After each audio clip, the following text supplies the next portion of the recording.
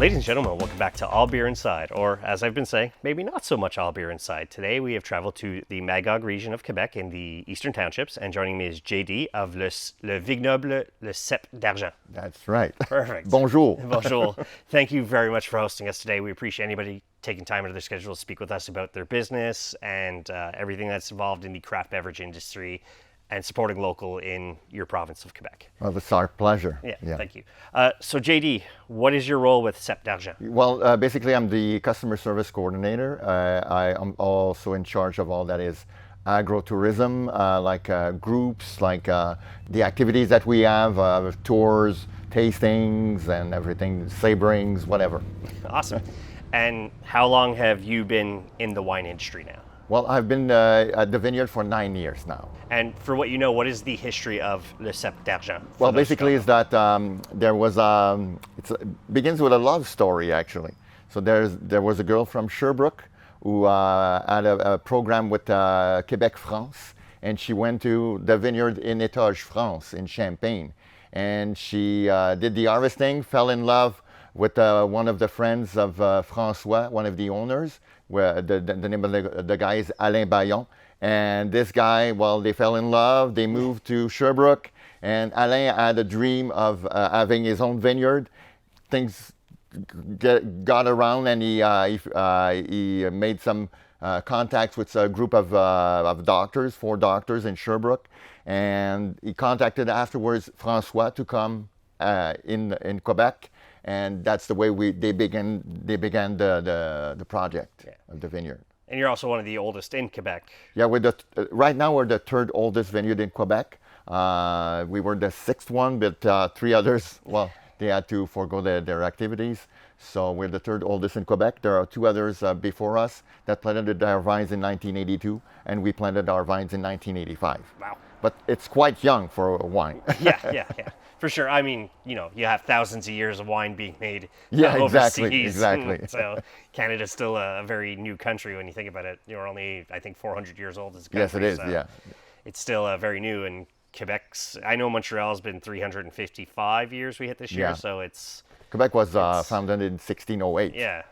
So it's still young when you think about it, as you mentioned, because thousands of years in Europe versus... It's very different. 400 so years it's brand new for us. Yeah, amazing. You brought me out. What is your sparkling wine to try? Yes, it is. Let's talk about Actually, this one I would call the flagship wine of the vineyard. This is called Sélection Blanc de Blanc. As I said maybe before, our owners are from Champagne, François and Jean-Paul Sillard. They come from a little village in Étage, Champagne, France, and they still have their family vineyard. It's the older brother, Michel, who manages the vineyard in Étage. And if you don't know a bit about geography from Champagne, Étage is located about 18 kilometers south of Épernay. Épernay is the capital of the wine Champagne. Okay. So if you know Veuve Clicquot, Dom Pérignon, Moët-et-Chandon, that's Épernay. Yeah, the big boys. Yeah, Champagne. Exactly. And actually, they still make their champagne at the family vineyard. That's why when they came in Quebec, when they saw this land, right away they thought of making sparkling wine. Amazing. As we do. A toast. Light, effervescent. So this is made only of one grape, which is Céval Blanc. That's Seyval. Okay. And Céval Blanc is the grape that was used during the phylloxera crisis in Champagne in the late 19th century to the beginning of the 20th century. Because phylloxera is a small insect that would attack the rooting system of the vines. And it was a global crisis. Yeah. And during that time in Champagne, they used Céval Blanc to make champagne. Okay. So when François and Jean-Paul came to Quebec and saw that it was possible for them to have Céval Blanc, well, right away they planted it. And Céval Blanc here is, of course, adapted to our climate. Yeah, I'm sure with the vines too and the climate we have, it's like, okay, we have to basically create almost like a hybrid of the vine. Exactly. We only have hybrid grapes, which have a shorter growth cycle, but are also able to endure the Quebec winter. Yeah. And winters we definitely get in Quebec. Yeah, exactly, exactly. So, I mean, speaking of this, Le Cep d'Argent is sparkling wine, first sparkling wine of Quebec, more or less, from what I understand. Yeah, well, we're the first vineyard who made sparkling wine using the traditional way. Okay, of Champagne. Of Champagne, okay. yeah. And that's where... But we're not allowed to say really Champagne, Yeah. They're Yeah. kind of No, I've read that. finicky I'm for like, that. what? So It's so weird, like, because I guess it's like a copyright or a yeah, trademark. like a copyright, we call that an AOC, appellation d'origine contrôlée, and you're not allowed to add have the word champagne on your bottle or méthode champenoise. So we say traditional method. I think it's the same thing with bourbon in the U.S. It can only be made in a certain state, and then it's Probably, allowed to be like yeah. aged somewhere. Yeah. It's booze laws are crazy. it's insane. You know, in Canada, unfortunately, it's harder for us to export our alcohol to other provinces than it is to the U.S. It's pretty Yeah, crazy. it's very different, and you know that there was an old law dating back to 1921, the prohibition. Prohibition. So right now, we're still not allowed to sell from province to province. Yeah. So it's kind of weird. Yeah, we need to fix that. Needs to get fixed. We need a prime minister who likes craft alcohol. And Well, supporting it. I know he's trying to change the law, but so far no success. Yeah. Now, you mentioned this was created by two gentlemen from France, Yeah. and there's additionally four Quebecois gentlemen who also came in. Yeah, exactly. And so, how did they even meet and combine and to create the Cep d'Argent? Like, just I think six that they guys had who the met same and- dream as this gentleman Alain Bayon had, and they were looking for a land. But as you know, when you choose, you have to find a land for a vineyard. It's a special kind of soil. Okay, the terroir. I don't know if you speak of terroir, but Yeah. terroir is the notion Yeah. of not only the microclimate but also the soil. Yes. So they had to find a soil that was adapted to making viticulture. Yeah. So when they choose this site, there was nothing there. Maybe cows going around, but this soil is composed of clay, of sand, and limestone. So the clay will give the acidity to the grape. The sand will be used for the drainage. As you can see, the land is Yep. Yeah, your slope going downwards, and the limestone is for the fruitiness of the grape. So they made some studies, and the group of doctors didn't say too much for the project. Afterwards, they just leave the whole vineyard to the brothers, and it wasn't a short time. It was a short time for the doctors. It's pretty wild too, like that being in medical, in the science of medical, and then coming to the science of creating Yeah. alcohol. It's such a different thing, but it's still science altogether when you Yeah, think exactly, about it. So, exactly. So they had that dream of having a vineyard, but you would have, in 1985, you would have to be crazy to make a vineyard, because right now we have about 160 days to grow grapes. Okay. But when they came in 1985, I think it was about 145. So if you're wondering about climate change, we know that it's there. Climate Yeah, change is yeah. there. Yeah. And you're also, it shows on your website that you are in like a microclimate Yeah, with your exactly. land here, and Yeah. it seems you're almost inside a valley as well. Yeah, well, there are three elements in the microclimate. Okay. First of all, there's the little Lake Magog just in front of you, which the Lake Magog. We have also the forest, which is located northwest. The orientation is northwest, and we have the mountain, Mount Offord. So Little Lake Magog gets really, really warm during the summertime, and this will bring some odd breezes into the vines to help accelerate the growth process of the grapes. The forest, since it's oriented northwest, will block all the cold winds from coming in. And Mount Offord, well, today doesn't do his job too well. It's supposed to disperse the clouds. Yeah. Because what we need is the sun. The more sun we have, the sweeter are going to be the grapes. And the sweeter are going to be the grapes, the more alcohol there's going to be in the wine. Doesn't help with all the forest fires happening. No, up that north either, doesn't help at all. Yeah, no, it's been an interesting summer so far. Like, we had a super hot May and then a cold June. Yeah. and now July's not starting off And it great varies either. from year to year. So the wine will change depending on the kind of year that we're having. And how big is your team with Cep, from the winemakers? Not to that yourself? big. Okay. Not that big. For production, I would say they have about 6-7 people. And for administration and the things we organize, we're about 4 or 5. So it's not that much. It's only 10 to 12 people from the sound of it. I guess you bring in Again, people there's a for- shortage of employees, Yeah. or we're still looking. Yeah, there's a worldwide shortage of Yeah, employees exactly. for almost everything. So it's pretty wild. And you guys kept going during the pandemic. from what I can see on the website, you're at least thriving a little bit. Yeah, we were exceptionally very popular during the pandemic. The first few months we didn't have the permission to have some tastings. Yeah. But as soon as we started tasting, my God, we were having so many people. Just line up 6 feet away, and you have a huge space to work Yes, with. exactly. So, you we that. that's why we use our biggest room to do the tasting with social distancing and everything. But it was a real success. And then speaking of that, what kind of events do you guys generally host outside the touring options? What other events Basically, do you do? off season we do some corporate events. Okay. So we have maybe some anniversaries, but we don't do any weddings anymore. Okay. So weddings are always on Saturdays, so it's not good for business on Saturdays. Yeah. Plus, it's exhausting, and Yes, you have it to bring in is. extra staff. Exactly. You have to bring in a kitchen, and again, the lack of employees. yeah, So, yeah, it's yeah. wild. I don't understand how the wedding industry, anybody survived with that, with what happened. 2 years of just no weddings. it's very So, difficult. Yes. That's great. And then you have the touring options. I've seen Yeah, you do exactly. the black glass sensory. Well, that is in our new, brand new guided Okay. tour, which is the tasting with the sommelier. Actually, it's an introduction to the sommelier title, where he tells them how he does things, and they have the tastings, and they taste a wine with a black glass, Yeah. and it's very different because they cannot see the wine, they can only smell it. And curiously, when they try to smell it, because of the color, it gives them a different perception. So it's kind of difficult to perceive a wine when the glass wine is all black. I mean, all this is connected, Yeah, right? So exactly, it's- exactly. Our senses are troubled if we cannot see the product. Yeah. Has anybody gotten their sommelier on staff? We have only one. Okay. Okay, so he does a tour almost every day, and it's with he has a tastings of he has 5 tastings, Okay. but in different ways. So what we will do is we will start with the white wine. He will show them how to taste the wine like a sommelier would do it, all the steps in wine tastings.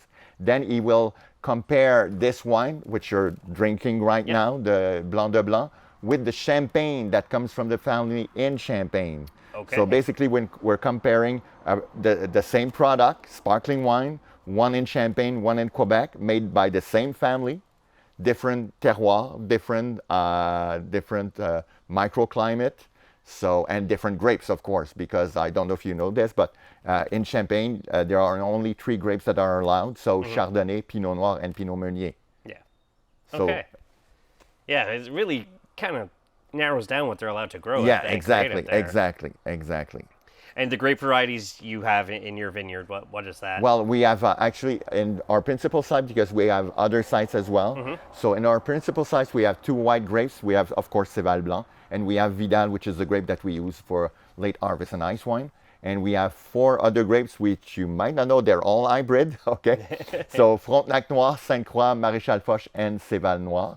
And also in Sainte-Catherine-de-Hatley, about 10 minutes from here, we grow Baco Noir, Okay. which is a grape that originates. If you went to the Niagara Valley, you have Baco Noir there. Yeah, I've only done beer in the Niagara Valley, but Yeah. I know the Niagara Valley there's a lot It's of a vineyards. huge wine It's country, crazy. yeah. And I can only assume people traveling over from the U.S. side and like back and forth with the wine game, like people who want to do wine tours, for them Niagara Falls Oh is yeah, just Niagara like, Falls is the place, of course. yeah. Niagara on the lake, they have the, so many The vineyards. region's huge. I mean, even Wayne Gretzky has a vineyard. Yeah, in- exactly. Yeah. in Niagara Falls. Well, vineyard, distillery, and brewery now. So, And you have also the actor Dan Aykroyd. yeah. Yeah. I thought he was in the Maritimes for the Crystal Skull vodka. No, well, there's that, Okay. and he has also his vineyard in Niagara. Yeah, must be nice being rich and famous. Amazing. So if I were to translate as an Anglophone, Le Cep d'Argent, what does that translate to? So cep is the foot of the vine, and argent is really romantic. It's the silvery color on Little Lake Magog. Okay, so silver foot vine. in a Yeah, sense. exactly. That's about it. Yeah. And that was, how did they create that name? I guess they saw the They saw silvery the lake, of and- course, which they needed for their microclimate, and of course, cep is the base of the vineyard. So Nice, simple way to Yeah, create a very name. simple. There's no complication for it, so it's not like just Magog Vineyard or anything yeah, like exactly, that. exactly. Amazing. Also, I forgot to mention during the touring, you guys do sabering. There's Yeah, we do sabering, but there's special activities. Mostly for couples, I would say, but maybe we have so many bachelorette parties. Oh my God, we have about 40 bachelorettes a year. So Wow. they come and they saber a bottle or maybe 2 bottles, and then afterwards they do a tasting. So when we reserve for sabering, we reserve a special hour, and they come at the vineyard, and we prepare the sabering for them, and we go with them and teach them how to saber a bottle, because you need to know the specific way how to saber, because if you do something else, it would be a catastrophe. Yeah. Okay, so we teach them sabering 101. Then most of the time it's the lady who does it, and she has bigger success than the man. And when as soon as she sabers, well, we leave them at their bottle, and they can taste it to the vines. Yeah. It's really romantic. We had so many wedding proposals there with That's cool. saberings. Yeah, very cool. That's great. Yeah. I know I would totally cut off a thumb if I were to do it without training, without yourself or one of your staff being like, no, this is how you do it without cutting off a finger. You need to know how to do it. There's a specific way Yeah. to do it. Yeah. Yeah, it's just you watch the videos online and people try, and then it's just the bottles all over the ground, and you're like, such a waste.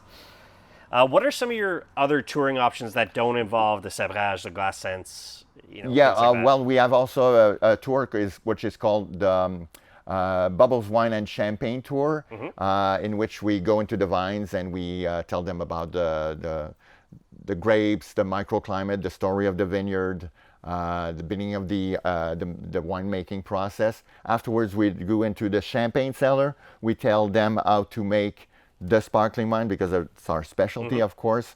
And finally, we have a tasting of 5 products. And again, we taste the Blanc de Blanc and the champagne to compare. Yeah.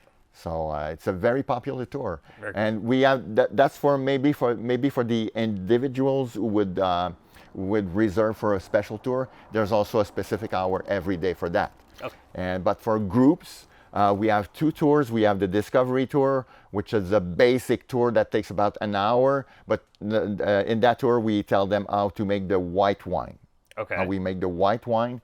And we have the VIP Sabering Tour. The VIP Sabering Tour, when we're done with the winemaking process and everything, there's going to be a person in the group who will do a sabering. And again, I will teach them how to do it. And it's very spectacular because everyone's taking pictures and videos and everything. I mean, with social media, that's something that you have to promote, is to get that social media image of that perfect, like, Oh, yes. coming out, and like everybody's TikTok and Instagram and Reels. It's just that must just be like such a great focus to have people see that and be like, I have to do that. Yeah, exactly, And exactly. you clearly have a very large parking lot Yeah, for lots of cars, oh, yeah. and this huge terrace, giant inside. So you have the space to use and to have people doing tours. And Yes, like you we said, do. And maybe we if you could just hire a need- few more we people. just need one more thing. People, of course, employees, Yeah. and the weather. Yeah. I'm assuming production's changed a lot over the years too, from the old school, just people stomping on the grape and Oh, yeah, we don't chucking do that yeast anymore. How has production changed over the years to really push the product out? Mostly with sparkling wine making, we're very traditional, since we use the traditional way. I would say we're almost handcrafted. The wine is handcrafted. It's kind of very different from the regular wines that we're making. So using the equipment, but of course we modernize our equipment. We use for pressing the grapes, we use a pneumatic press, hydraulic press in stainless steel, which is much more performant. And for the corking and everything, for the sparkling wine, we use new machine. We used to have the old machine dating back from over 100 years until 5 years ago. Okay. So we just became a bit mechanic, but still one bottle at a time. Yeah. But for the regular bottles, like the white wine, the red wine, we use we rent a unit from Montreal. It's a big truck that comes at the vineyard, and we rent it for about 3-4 days, and it's all our employees that use the equipment, and we can do as much as 2,000 to 4,000 bottles an hour, so it goes very fast. I was completely unaware of wine also having that. I know in the beer industry there are rental canning units and stuff like that. I had no idea that. I guess the same kind of companies like, oh, we can do wine, we could probably do distilleries as well, and it's better to do that because we would need so much more space. Yeah. Because I saw the video of the wine being bottled. I had no idea that's basically in a big, large truck. Yeah. That's pretty wild. it's very interesting to find out that that's an option for you. Yeah. And I'm assuming in the end, since you don't have the space, it's somewhat more cost effective to have that Probably, person. yes, sure. So that's amazing. And after people are off the tours, what are the most popular things people are buying at your line? Well, I would say, of course, the sparkling wine, since our tours are mostly emphasizing on sparkling wine, but also the white wine. There's also wine that we're not showing right here, which is called Fleur de Lys. Okay. When we have the tastings with the black glass, this is the wine that they taste. Okay. And it's kind of special because it doesn't smell as it tastes. Interesting. And curiously, some people will smell fruits, some people will smell herbs, flowers, and we have all sorts of answers for the aromas of this wine. But the taste is so good that it's our biggest seller during the summer season. And cool. we have also a port wine with maple syrup in it, which is kind of popular also. The ice wine, well, it's not a big ticket, but it's really part of winemaking in Quebec. Okay, yeah. Because of the weather, because of the climate. I don't know if you're familiar with how we make ice wine in Quebec. To my understanding, it's the grapes are partially get frozen. Not partially. Okay, fully frozen. Not fully frozen. Okay. So the thing is that for the late harvest and the ice wine, we use the same grape, which is Vidal. Vidal is a special grape, has a thicker peel, much more resistant to the frost. So for late harvest, we will pick the grapes in mid-November. It may be a month after the regular harvest. So, and we have to wait 3 consecutive days below zero. So that would be 30 Fahrenheit about for you guys. Oh, well, I'm from Montreal. Okay, you're in Celsius. Yeah, so I'm okay, so you're in Celsius. Great. Yeah. So as soon as we pick the grapes for late harvest, we will leave the other grapes, the Vidal, outside, okay? And we will put fences around the vines, and we will put a big net over it, okay? Because we will pick the grapes for ice wine in December and January. We have to wait 3 consecutive days below -8 Celsius to pick the grapes so that they're very frozen, okay? And we pick the grapes at night and we press them at night. As you can see, this is a 2011, okay? So in 2011, when we picked the grapes, it was -18 Celsius. We had to wait till the temperature would rise up to -8 Celsius to press the grapes. And normally when we press grapes for, let's say, a white wine, it takes about 2 hours for the whole thing. But for ice wine, just until the juice starts to come out, it's 4 hours. And then all press would take about 18 hours. So it's 24 hours very, of work. very sweet. It's almost like maple syrup. Okay. So let's say this is 200 milliliters, right? So normally a regular bottle of wine would take about 1.1 liter, okay, of grapes. Yeah.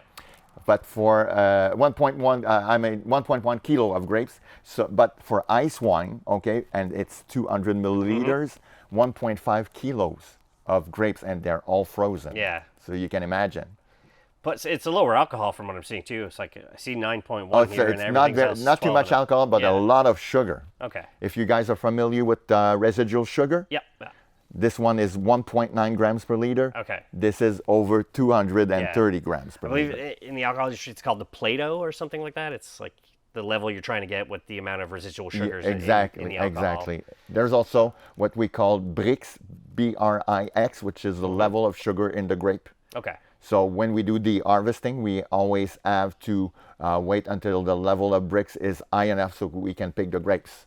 And there's our maître de chai, he's our wine chemist. He will have a special apparel that will say what level of sugar they have in each grape before we say, now we're ready to harvest. How does pest control work out here? Because I'm seeing crows. I'm seeing... What I can say about that is we're not organic, but we always try to find the natural solution before the chemical one. And we call that I don't know the word in English, culture raisonnée. Okay. Okay. So we have also vineyards all over the world. They have rose bushes. You can maybe see just behind you, there's a rose bush, and we have other rose bushes in the vineyard. Okay. And this is kind of our ecological alarm system. Okay. So if there's a bug, an insect, a caterpillar that would attack the vine, it will attack the rose bush first. Oh, very cool. Owners, they take a good look at that, and if they see an intruder, gives them enough time to find a solution.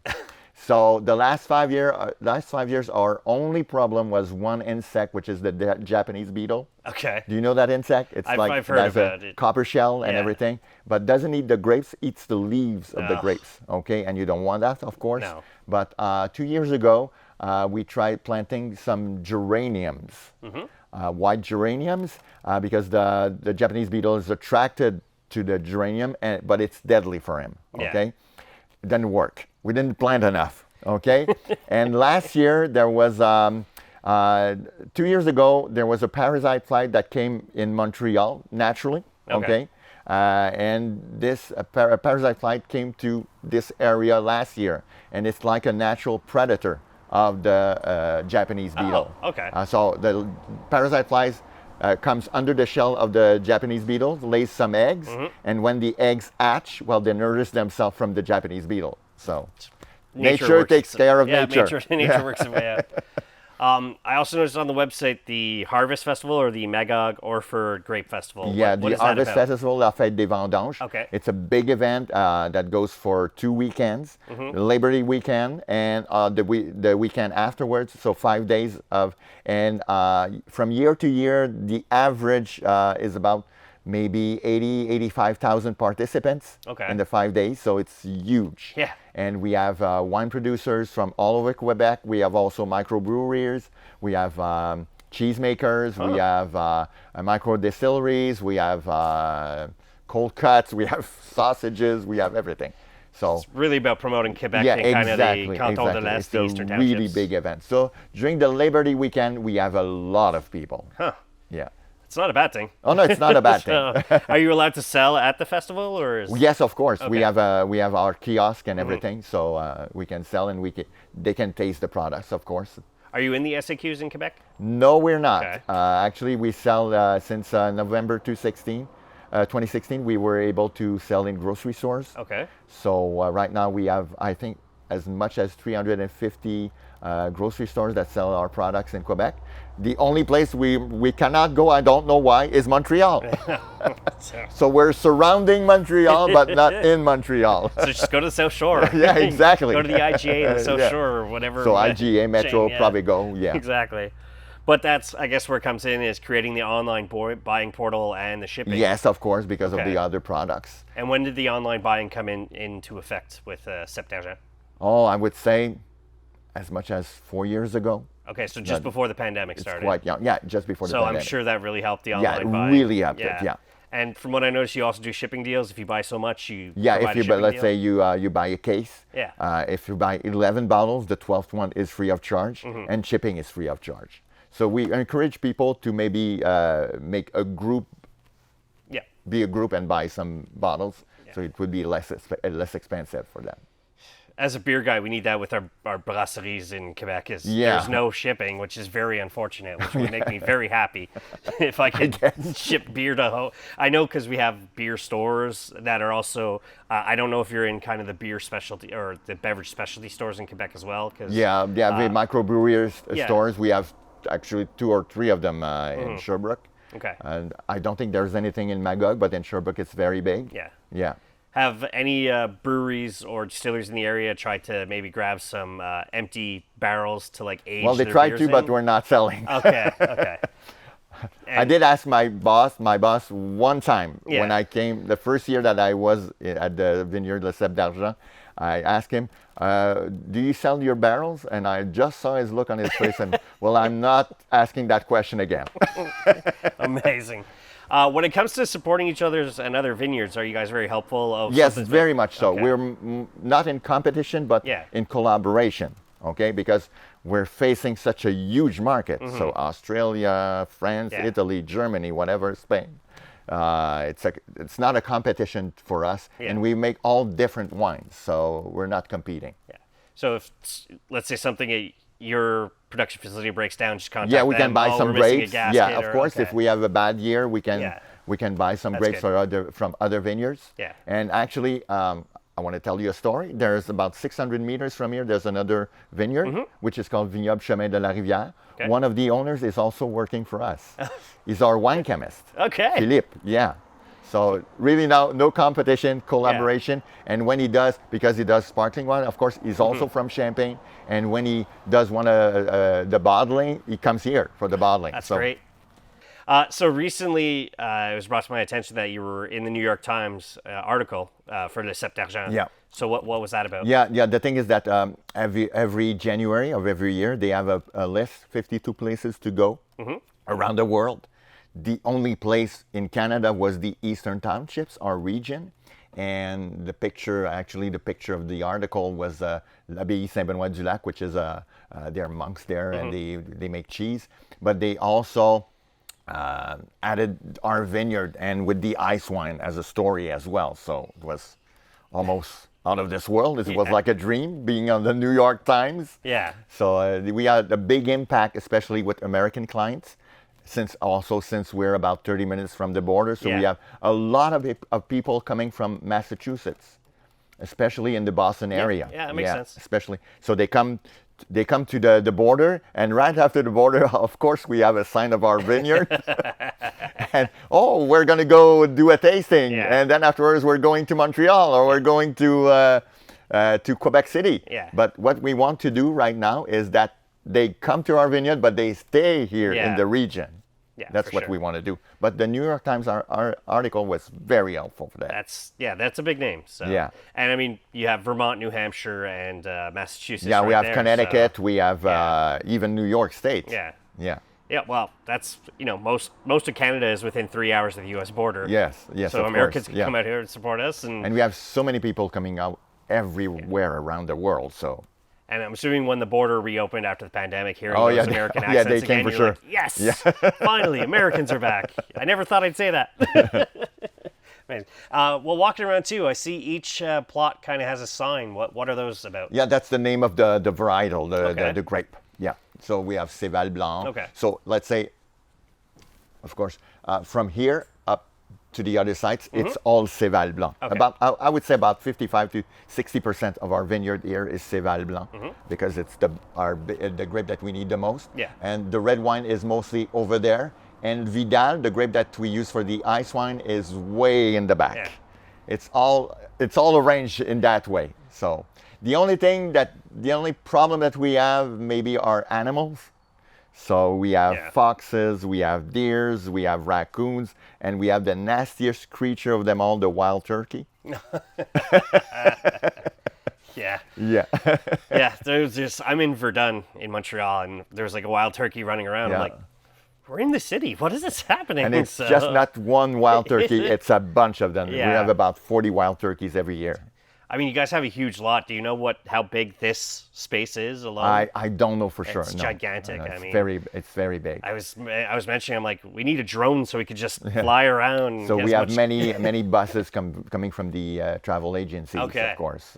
So a lot of buses from Montreal is doing like a wine tour. Not only Montreal, but from all over the world. And we have actually we're meeting travel agencies today, and we have a lot of groups, a lot of buses coming this summer. That's very, very good to hear. I like hearing that. So it sounds like you do have quite the future coming up, even this summer alone. The future, of course, is with the agro-tourism, with the tourism, with the wine making and everything. But the future is also, we need to, I don't like to get political, but the thing is that we need maybe less rigidity in the rules so that we can sell outside of Quebec, or maybe able to sell much more other places as well. So it's kind of difficult in that way. To me, it'd be a nice exchange is like people in BC get Quebec wines, but then we get Vancouver wines. And exactly. We can support Canada that way. Yeah, exactly.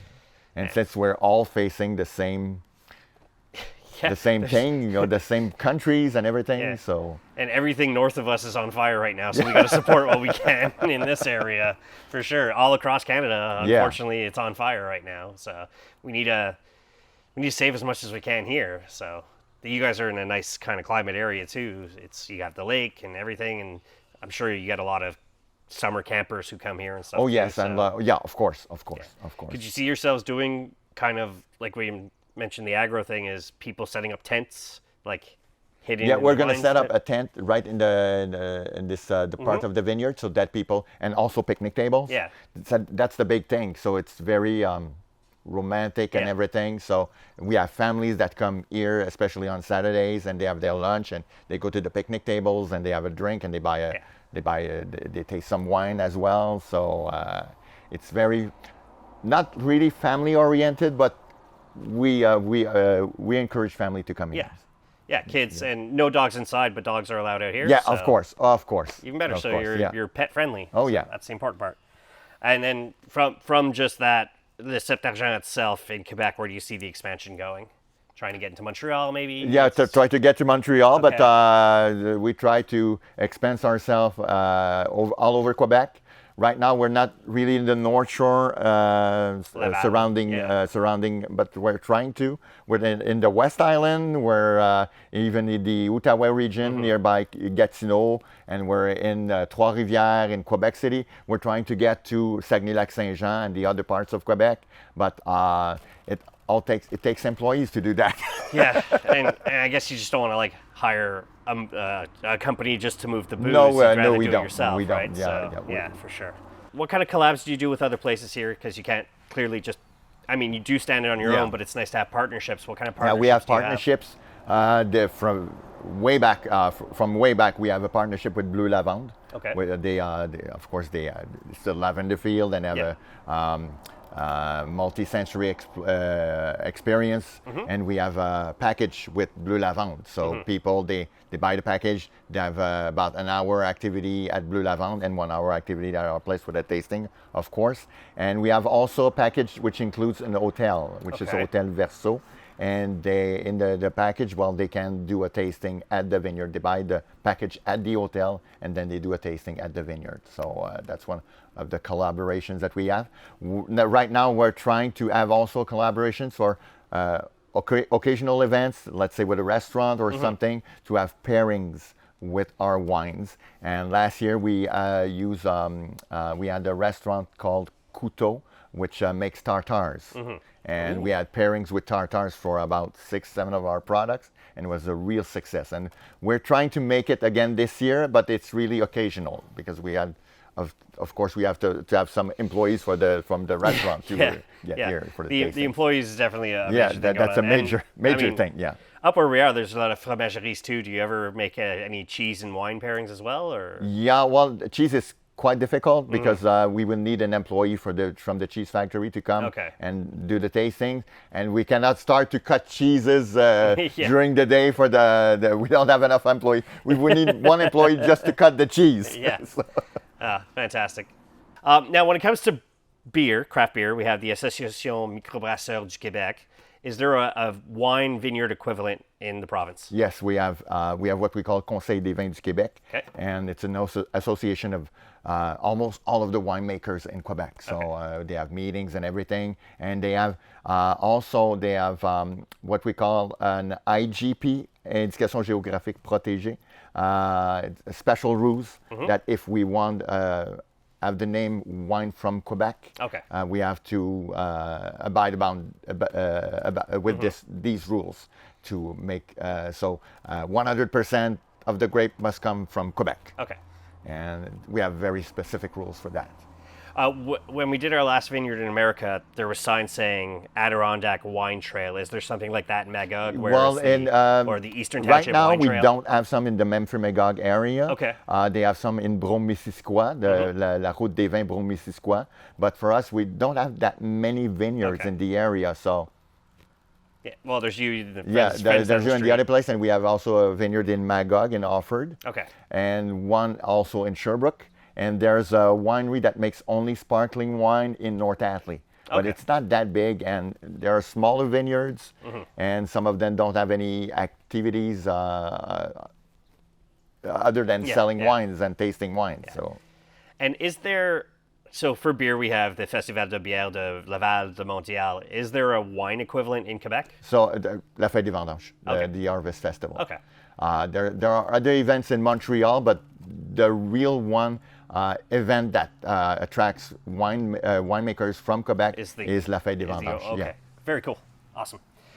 JD, thank you very much for speaking with us today. I appreciate anybody who's willing to speak about their passion. Clearly, Yeah. you're very passionate about this place, and that's what's important. For those who are looking for Le Cep d'Argent, where can people find you? Yeah, on our website, of course, at www.cepdargent.com. And phone number is 864-4441. Okay. And we also have a Facebook page, an Instagram page. We have a LinkedIn page. So we're very proactive in social Good. media. And I'm looking at someone. yeah. And for those who are looking for the physical address, where are you physically It's located? 1257 Chemin de la Rivière in Magog. We're about 10 minutes from downtown Magog. Amazing. Perfect. All that's going to be in the show notes. As for us, allbeerinside.com is the website. At allbeerinside on all social media. As I say at the end of all episodes, drink craft, not crap.